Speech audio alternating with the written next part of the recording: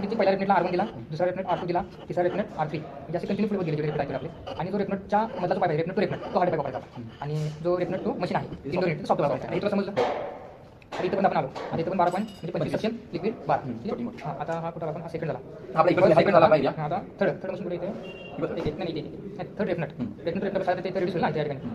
हा पहिला वाला रेफनेट हा एक ओके हा दोन. तर थांब ना जरा डायग्राम दाखवतो सर. आज आपण थोडक्यात ऑटोकॅडवरचे A4 साईज प्रिंटमध्ये ड्रॉइंग वाचन करणार आहोत. आता सेकंड फ्लोअरचा हा लेआउट आहे ड्रॉइंगचा. इथे छोटं ऑफिस बनणार आहे. मी थोडक्यात तुम्हाला माहिती देतो. या ठिकाणी आहे लिफ्ट लॉबी. आपल्या समोर इथे लिफ्ट दिसते. Lift number 1, lift number 2, lift number 3 आणि हा जो लॉबी आहे. आता ह्या ज्या ऑफिसमध्ये इथून एंट्री आहे, इथं येईल जो रिसेप्शन एरिया येईल पहिला आणि इथून जे आतमध्ये जे काय हे जे आहेत वर्क टेबल आहेत, या ठिकाणी एक कॅबिन आहे. या ठिकाणी असे टोटल 6 कॅबिन आहेत. 1 2 3 4 5 6. ठीक आहे.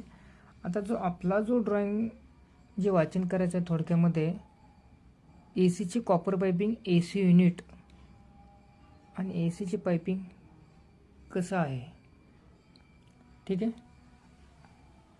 इथून स्टार्ट करूया आपण आउटडोअरपासून. इथे बाहेर असा एक जागा आहे आपल्या आउटडोअरसाठी. MS-च्या याच्यामध्ये स्टँड बनलं आहे. तर या ठिकाणी हा आउटडोअर ठेवलेला आहे. आता हे ड्रॉइंगमध्ये असं दिसत आहे आपल्याला. आता इथून हा 14 HP आउटडोअर आहे. इथून हे कॉपर पाईप स्टार्ट झालेला आहे. पहिला रेफनेट इथे लागलेला आहे. ठीक आहे. आता थोडक्यात इकडून हे कॉपर पाईपिंग इकडे गेलेलं आहे.